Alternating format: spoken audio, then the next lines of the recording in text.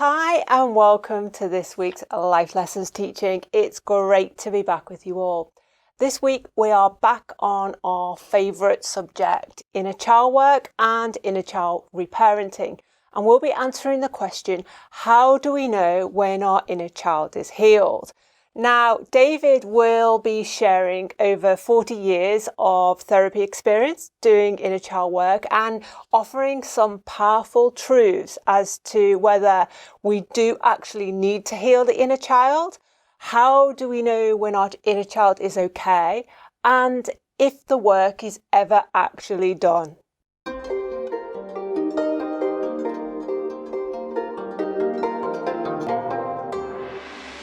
Okay, David, so the first question, I guess, is can our inner child be healed? And I think the root of this question is, what do you mean by healed? Now, I know we all have to use this word, heal and healing, but for many of us, it can give us the wrong idea. It can give us the idea that the inner child, remember what we're talking about, that part of your mind that's kind of blocked like a kernel, around the ages of 6 and 9 years old, that part of your mind is somehow ill or has a problem or it's something wrong with it. So a lot of people say my inner child is damaged or my inner child is traumatized or my inner child is wounded by whatever has happened to me in the past, particularly in childhood. And I think that's what happens when you use the word healing and healed. It leads you to those type of conclusions. And so when I'm working with my clients, what I'm always saying on these videos, one of the most important sayings, the words you use are the bricks you build your house. So if you start using words like damaged, diseased, wrong, it really leads you to believe that there's something seriously, basically wrong with that child. It can't be changed. And that's where I would want to start with my clients. Okay, so if the inner child doesn't need to be healed, if that's what you're saying, so it's not ill, it's not wounded, it's not traumatized in our teaching, but there is something not right with it. It shouldn't be creating so many red light emotional feelings for you. It shouldn't be demanding your attention all the time. It shouldn't be causing you so much internal dis-ease. So if the inner child is not wounded or damaged or traumatized, what is it? What's stuck? It's stuck. It's stuck. It's a little 8-year-old child that's stuck, doesn't know what to do, believes it's helpless. It believes then we use all the words, don't we? We've done many videos on vulnerable, open to external attack. It has to go and hide. It has to build a wall around itself as protection. It can't move on. It only knows the familiar, even though the familiar doesn't work, does it? But that's the only thing it knows. So it wants to keep on doing the same thing. And then it uses these other words, and the words act like a kind of pushing you away. I'm traumatized. I'm too sensitive. Here's another one. I'm too sensitive. Yeah. Where we teach sensitivity is your greatest power. And I think as well, David, for sure, I can appreciate the idea that if we hang on to this idea that the inner child is wounded, it's like a dark shadow, it's been sullied, it's been compromised, it's been so many words, isn't there? So many negative words. That almost makes the issue seem insurmountable, that it's going to be a mountain to climb to do this work. It's never going to be achievable. This is a permanent problem I'm now stuck with. But that's absolutely not our message. Well, it was so interesting just hearing you. See how easy it is for us to use all these negative words. And you absolutely hit the nail on the head. It's like you're building a mountain, or I go the other way. It's like you're digging a hole, and you're digging the hole so deep you can't get out of the hole that you're digging using these negative words. And I think, David, though, the issue can be that we're not denying that the emotional feelings that the child is giving you, the red light emotional feelings, can be very intense, can be very painful. So that's when we say, you know, the inner child is not traumatized, the inner child is not wounded, you're not permanently damaged. That's not to deny the experience that you may be having of extreme red light emotions that we believe are created by the inner child. But I guess our message is that something can be done about it. The problem is not permanent. It's just about what. So if we're not healing the wounded child, which is obviously taught by a lot of therapists, what is the purpose of the reparenting process? What is the kind of end goal? If it's not a case of moving from the child being damaged or sick or wounded to being fully healed, where's the start point and where's the end point in our teaching? Well, you mentioned a few things there. So let me go back to the first one you said about the red lights. So I think you have to reclassify the red lights. That's why I don't like to call them words like anxiety, depression, panic, fearful, scared. You've got to reclassify them, because the red lights is really that part of your mind, the inner child, screaming and shouting for help. And if you reclassify them and tell the child, well, actually, little one, you're damaged. Well, actually, little one, there is something wrong with you. Well, actually, little one, now can you hear the 3 lies coming up? You're not good enough. Well, actually, little one, you can't cope. Well, actually, the problem is, little one, you're not worthy. Actually, little one, you're not lovable. You see, these are why the words are so important. And so this part of you is stuck and blocked. Now, what is it blocked on? And this is why we've called this series Life Lessons.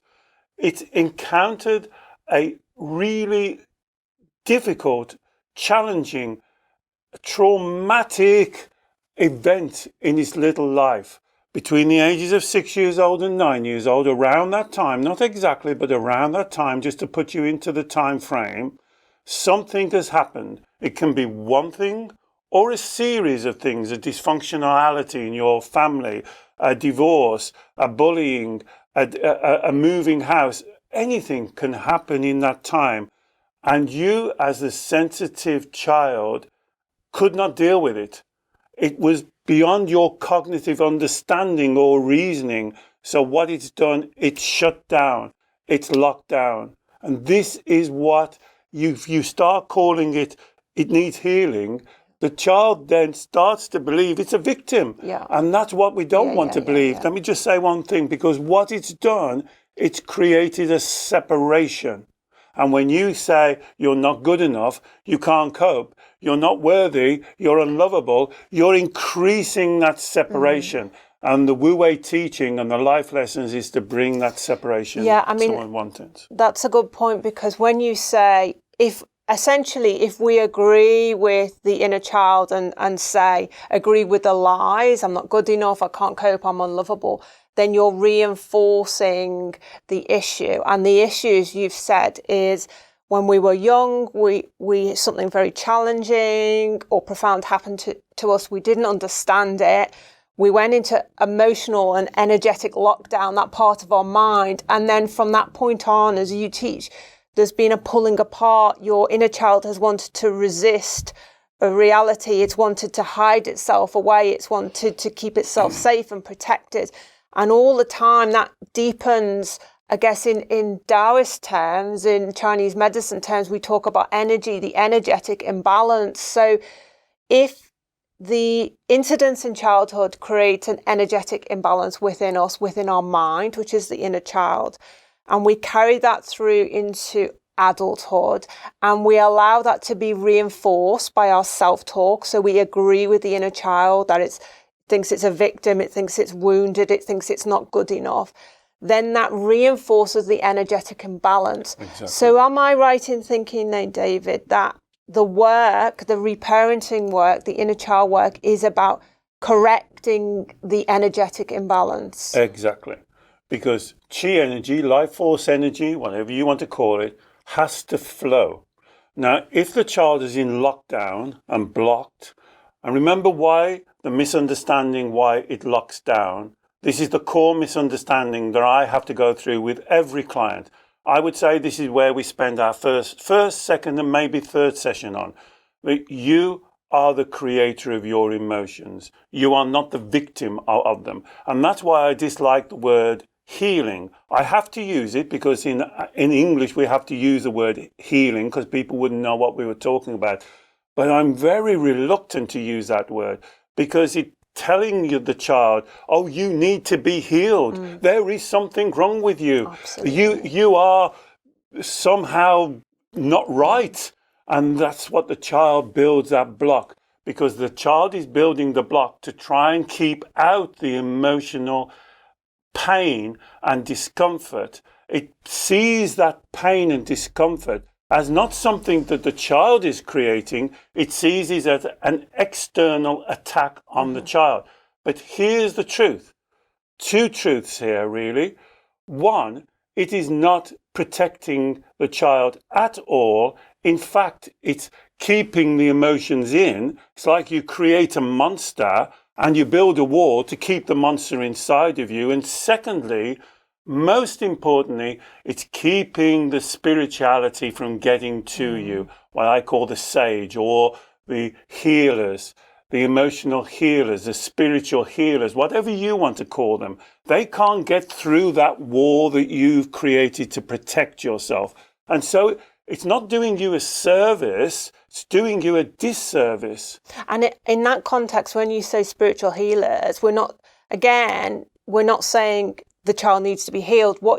It's almost like the flow of universal energy. So if we talk about energy flow, energy balance, rather than sickness and wellness and healing, I guess in the whole concept of Taoism and Chinese medicine is about good, clean, fresh energy flow, no blockages, the flow of spiritual energy from the universe coming from us and us allowing the energy to move out from us. And there's a constant flow of energy. And when the child goes into lockdown with these perceived lies, which it holds on to for dear life, that stops the flow of energy. So that's right. In it's creating a disorder. Okay. It's not aligned, so the energy is not flowing through you, and you have to correct that alignment. And that's what these videos and everything we talk about is trying to do.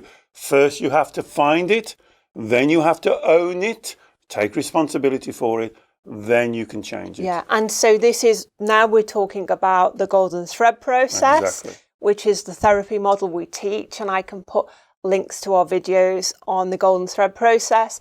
And we're also talking about, in practical terms, we're talking about now doing the reparenting. Yes. And again, we've done videos on those I can put links to for you. Now, the reparenting essentially is to obviously communicate with the child, listen to the child, but then to teach the child the life lesson that it's stuck on. Exactly. It got stuck on this life lesson when it was young. There was no one there to explain the reality of what was happening. It developed this lie it's holding on to. And the idea of the reparenting, which we go into much more detail in our other videos, is to teach the child the truth, the universal truth, the life lesson, because once the life lesson is learnt, the energy is released, the block is released, and the energy flows again. And so then, when the energy is rebalanced within us, within our inner child, how do we know? What are the telltale signs, David? Well, the most important thing that I teach is that you interpret your emotions. Lots of people misunderstand what I'm saying when I say call them red lights, call them green lights.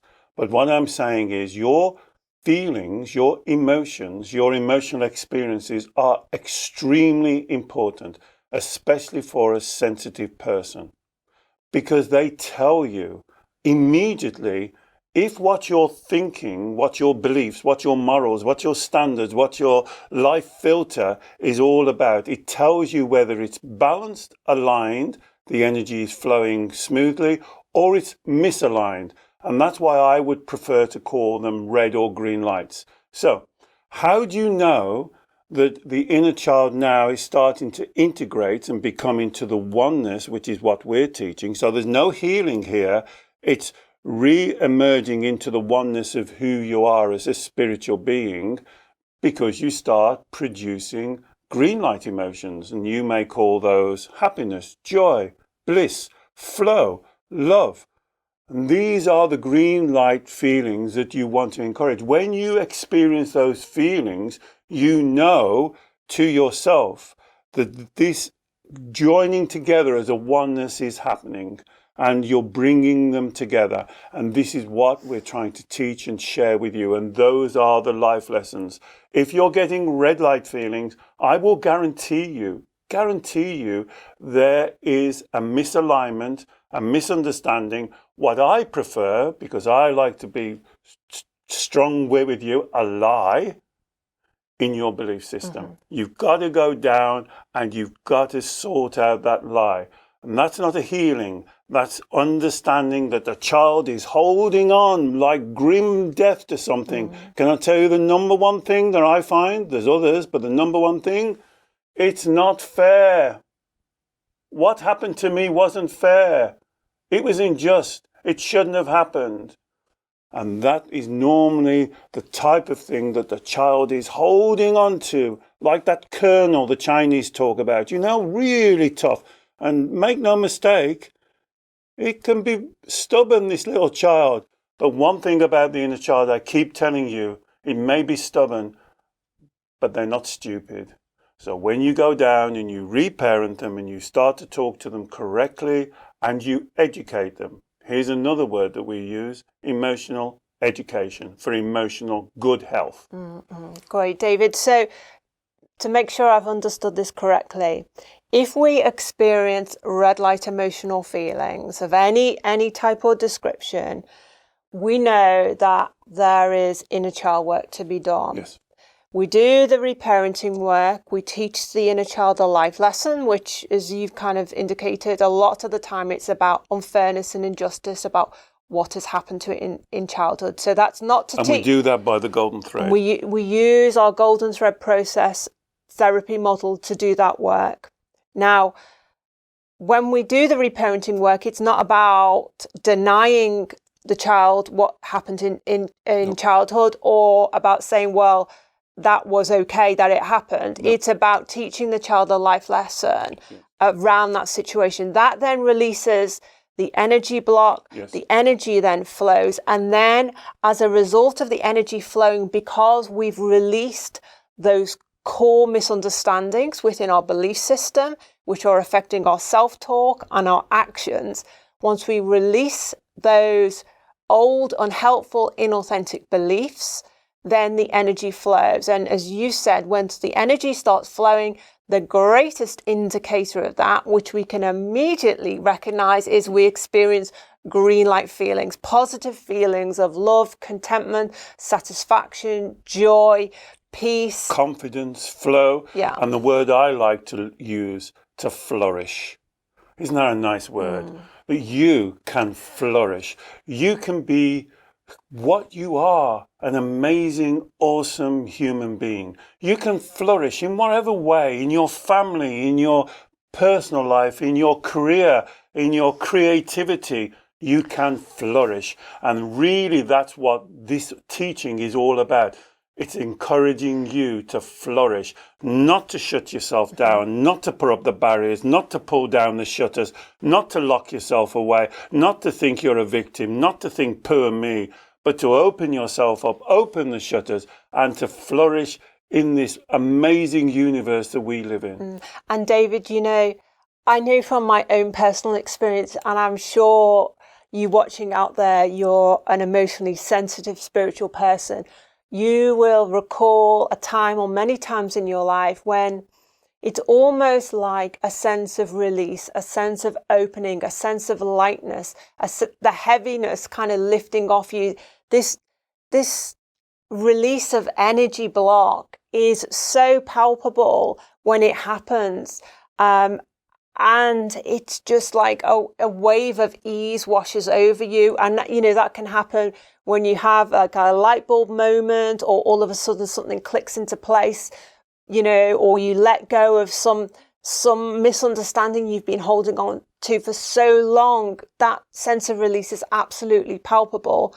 But then I guess the trick is to keep up the momentum? Because my next question, David, is the work ever done? Is there a point where we get to where the child is, if not fully healed, if the child is balanced and therefore our work is done, the reparenting is done? So the work is never done, because the work is your life journey. We're on this journey. We're sitting on the train. We're looking out the window. This is your life. And so life lessons, challenging situations that you not have yet have understood, will come into your life. But the thing is, if you start from a position of flourishing, balance, wu wei, because that's what wu wei is. I'm onto my river again, look. This is what wu wei is, flowing round the obstacles. And I've said many times, it reminds me of a great teaching of one of my teachers. He said, imagine a stream, beautiful, clear, crisp, flowing down the mountain. And he comes on a big boulder right in its path. He doesn't throw up his arms and say, well, that's me. I'm done for then. I can't move. Look at this boulder. Who put that boulder there? It wasn't my fault. It's their fault. It finds a way around it. And that's what the life lessons are about. Being that flexibility and finding your way around it. I cannot guarantee you won't move into challenging, difficult, upsetting issues. But it's how you flow through those issues, how you flourish, how you get through those issues. And what you'll see is the red lights diminish until they're just a flash of red light, and the green lights become bigger and bigger and bigger, and you live your life with that inner smile that we talk about on the videos, always inside of you. Doesn't matter when everybody looks at you or says to you, or what happens in your work or your career or with your friendships, because inside you are in love with yourself and you are connected. And that means to flourish, to flow. And that's what the Wu Wei model is about, is to reinforce that you believe that you are awesome. You already have everything you ever want and ever need. And I do like the idea of, obviously, initially, when we first start doing the reparenting work, it can feel a little bit awkward or unusual or uncomfortable or challenging because we're not used to it. It's about getting into the habit of doing it. But the idea of being, it's almost like we're the lifelong parent to our child, and that is one of our roles. That is one of the ways in which we have to take self-responsibility for nurturing ourselves throughout our lives, is to always be mindful that when we do encounter challenging life situations, there is a tendency for the energy of our mind, and so the inner child, to want to swing out of balance, and that we can just get more efficient, more smarter, more in tune with sensing that and correcting it quicker. So as you say, we spend more of our time experiencing the green light feelings and far less time experiencing the red light feelings. That's so true, because for a lot of us, although externally, when we look at people, we think, oh, aren't they doing well? Don't they look great? Aren't they happy? But inside, so many of us have this inner separation, this inner pulling, like a tug of war, where the part of your mind wants to go down a road, but the other part of your mind, that I would call the spiritual part of your mind, knows that that's wrong, but the inner child wins. And this is what this is about. Instead of being separate, I've used the analogy of like two horses pulling a carriage. You don't want the two horses pulling away from each other. And what we're trying to do in the reparenting of the child, is helping the child to understand, is to be a team. Imagine what your life would be like if you were a team of oneness instead of team of two separates pulling against each other. And that's what we're offering you. And you can do this. You've already got it inside you. You don't have to get something. You've already got it. We've got to clear the blockages that you've placed over because of what you believe is a justifiable reason. I understand that. But we've got to clear the blockages so this immense power that you've got, this energy force, or I would call chi, this life force, instead of coming out all separated and going in different directions like a sprinkler, it comes out like a one direct force following the Wu Wei. And that's what I want for you. And that's the life lesson, really, That's isn't the it, life David? lesson. Yeah, That's brilliant. the life lesson. You are awesome. That's the life lesson. Great. Well, I hope this teaching has clarified for you what the purpose of your inner child work and inner child reparenting is. If you have any questions or comments, please do put them below. If you're interested in working one-to-one with David by video call, wherever you are in the world, I'll put more information on David's sessions below. Do share this video with anyone else who you think would benefit from it. And if you're not already a subscriber to our channel, please subscribe and click the bell notifications button so you receive a little email notification every time we produce a new video. We look forward to seeing you next week. Bye-bye.